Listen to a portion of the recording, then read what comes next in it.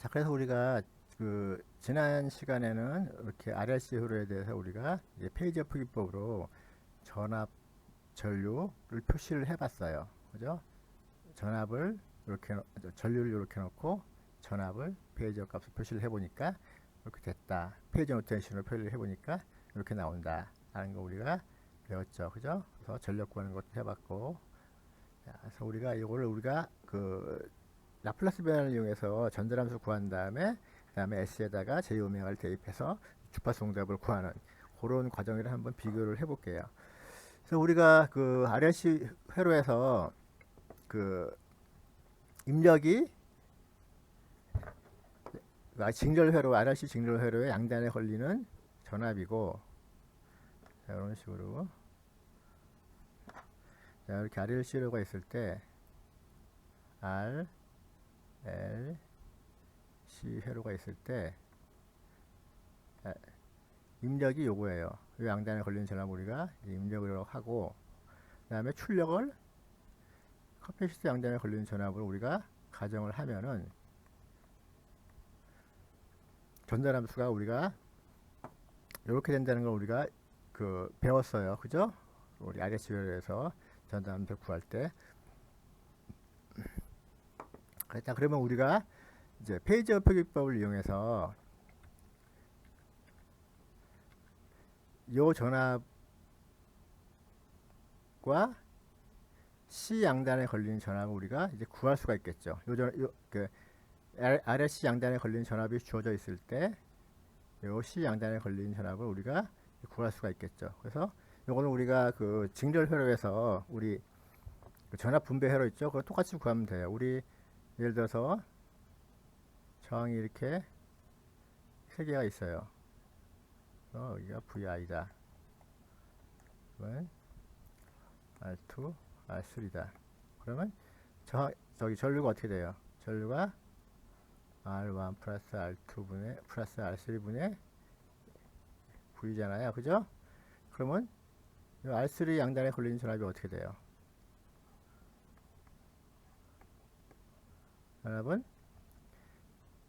전류 곱하기 R3죠? 그러니까 어떻게 돼요? 전류가 R1 플러스 R2 플러스 R3분의 I니까 R3 이렇게 되겠네요. 그죠? 그래서 R3 양단에 걸리는 전압은 뭐 이걸 입력전압이라고 넣으면 입력전압 이거 곱하기 입력전압이 되겠죠. 그죠? 마찬가지로 이것도 똑같이 이런 식으로 똑같이 이제 우리가 방법으로 구할 수가 있어요. V out 그리고 C 양단에 걸리는 전압. 그래서 요거는 그냥 R이 R, L, C예요. 요거는 그냥 이렇게 표시하는 거예요.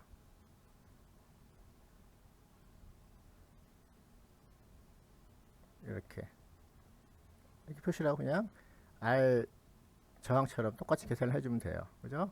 자, 그러면 자, 여기서 했던 것처럼 R2, R3 대신에 그 J 오메가 L, J 오메가 C분의 1을 넣어주면 되는 거예요. 그냥.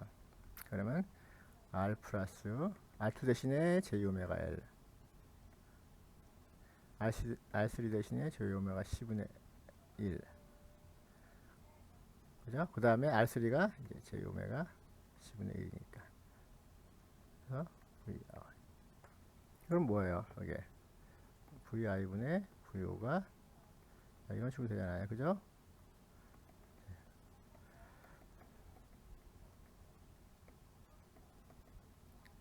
그 양변에 J 오메가 분모 분자에 J 오메가 C를 곱하면 어떻게 돼요?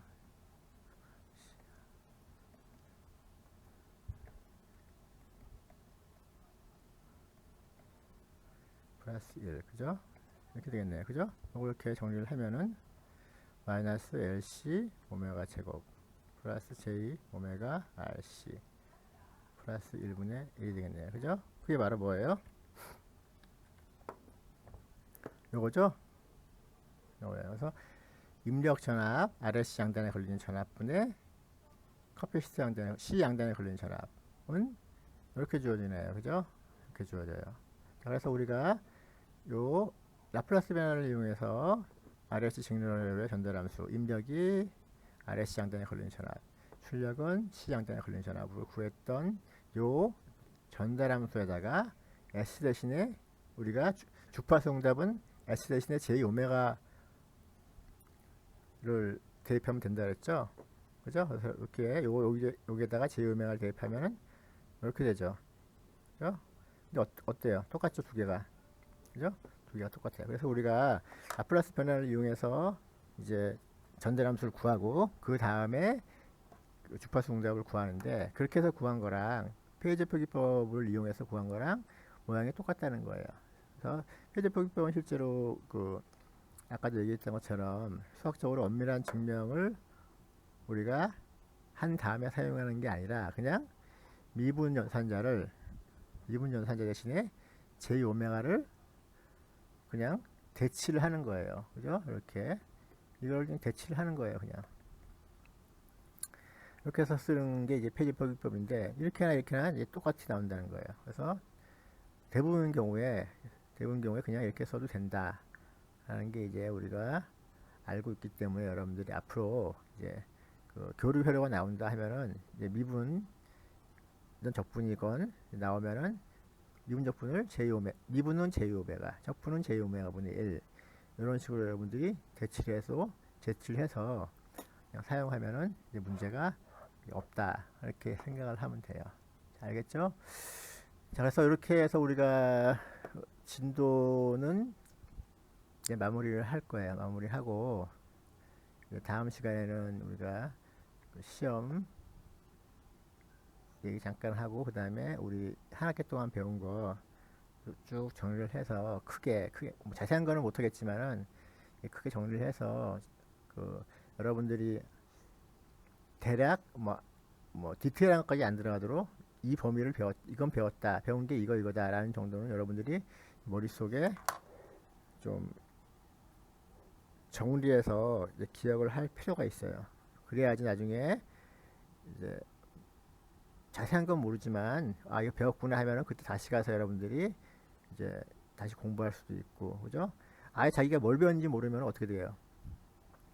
뭘 배웠는지 모르면은 뭘 공부할지 모르는 거잖아요, 그죠? 배워도. 그러니까 뭐 시험이나 상관없이 이제 크게 여러분들이 뭐 모터, 동작 원리, 플레밍의 선법칙, 원선법칙, 그렇게 해서 우리가 라플라스 변화에서 전달함수 얻고 주파수 응답 얻고 뭐 이런 식으로 여러분들이 크게 큰 줄기를 여러분들이 꼭 기억하고 있었으면 좋겠어요.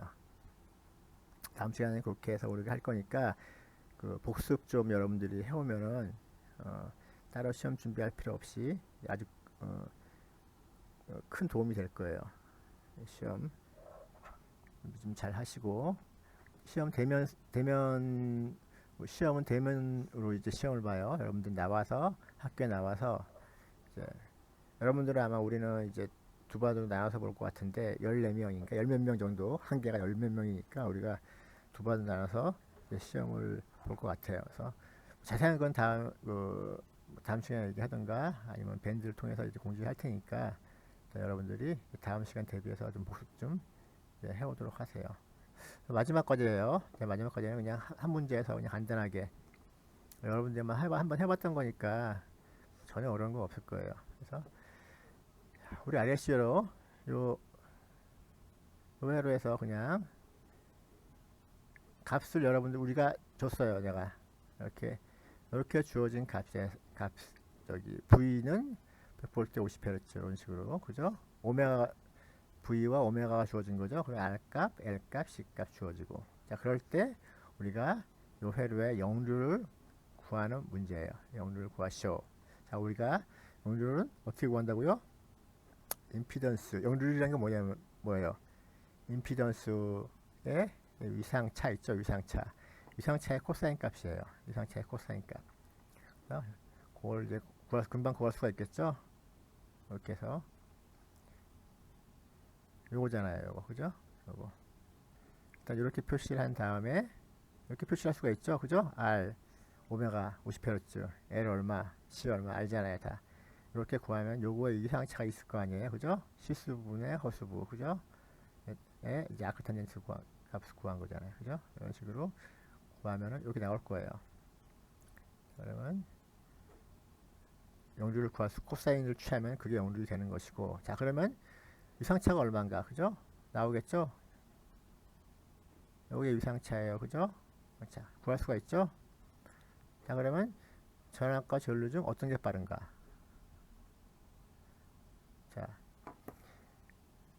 오메가 여기서 어차피 저항은 항상 양수니까 뭐 신경 쓸 필요가 없고, 이제 오메가 L, 오메가 C분의 1도 이제 항상 양수예요. 그죠? 당연히. 양수인데 이제 분자는 오메가 L 마이너스 오메가 C분의 1이잖아요. 그죠? 그러니까 오메가 L이 크냐, 오메가 C분의 1이 크냐에 따라서 요 위상차는 플러스가 되기도 하고 마이너스가 되기도 할 거예요. 그래서 만약에 오메가 L이 크다 그러면 어때요? 요거 위상차는 플러스가 돼요. 그죠? 플러스가 돼. 그 다음에 오메가 C분의 1이 크다 그러면 위상차는 마이너스가 돼요. 극단적으로 오메가 C분의 1이 0이야. 저기 C가 없어요. 그냥 RL 회로야. 어떻게 돼요? R분의 오메가 L이 되겠죠. 그죠? R분의 오메가 L이 돼요. 이거 항상 어떻게 돼요? 위상차는 플러스예요. 자, 우리 RL 회로에서는 어떻게 된다 했죠?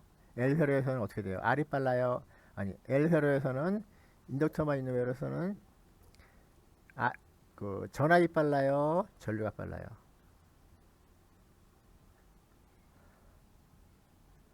인덕터만 있는 회로에서는 전압이 빠르죠? 커패시터만 있는 회로에서는 전류가 빨라요. 즉 우리가 I를 기준으로 생각했을 때 이게 전압을 기준으로 생각하면 이게 I가 뒤쳐져 나오는 거예요. 전압 나오고 전류 나오고, 그죠? 자, 그래서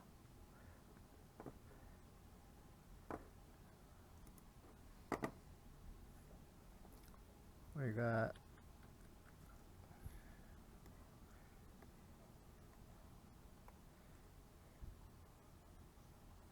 어떤 임피던스가 이렇게 주어졌어요. 주어져서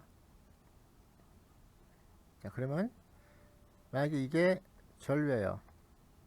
전류 위상차를 0으로 기준으로 잡아요. 그러면은 전압은 전류 곱하기 임피던스죠. 그러니까 그 위상차가 어떻게 돼요? 이렇게 된다는 의미예요. 그죠? 즉 이게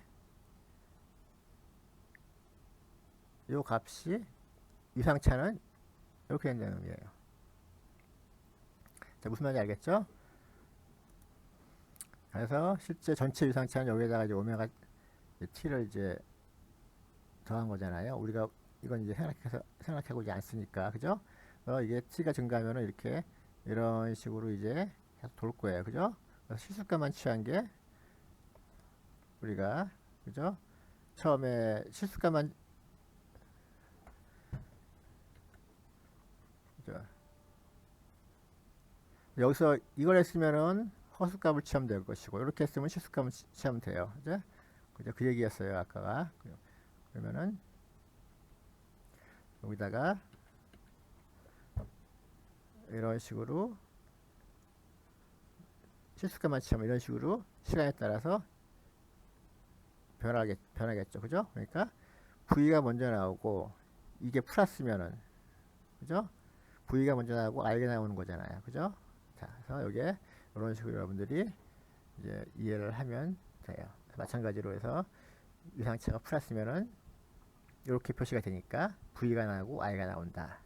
여러분들이 이렇게 이해를 하면 되겠죠. 그래서 여러분들이 오메가 1이랑 오메가 10을 계산해서 이제 그 차이가 이제 위상차에 해당하는 거고, 그 다음에 그 부호가 전류가 빠른지 전압이 빠른지 우리가 판단을 할 수가 있는 거죠. 그래서 오메가 L, 오메가 L이 크면은 양수가 되고, 요럴 때 우리가 전체적으로 봤을 때 L 성분이 있는 것처럼 보이잖아요. 그죠? 그래서 요걸 우리가 이렇게 0보다 크면은 우리가 유도성 부하 그래요. 유도성 부하. L이 있는 것처럼 보인다. 크게 봤을 때. 예? 작을 때는 이제 용량성 부하다. 이렇게 얘기를 해요. 그죠? 특히 여러분들 이제 멀티탭 같은 데 보면은 이제 거절로 차단 장치 있잖아요. 그죠? 그런 것들이 이제 용량성 부과할 때, 용량성 부과할 때는 스위치를 켜면 어떻게 돼요? 전류가 도립 전류가 흘러요. 용량성 부하는. 그래서 그럴 때 이제 방지하기 위해서 이제 차단기가 있는 거죠. 그래서 유도성 부하, 용량성 부하는 위상차가 플러스냐 마이너스냐에 따라서 우리가 알 수가 있다. 그런 의미예요. 자, 그래서 13주차 서보조 실험은 이렇게 해서 마무리하고 마찬가지로 우리 과제에서 풀어가지고 다음 시간 시작 전까지 제출을 해주시면 될 것 같아요. 자, 그러면은 우리 13주차 수업 마무리하겠습니다.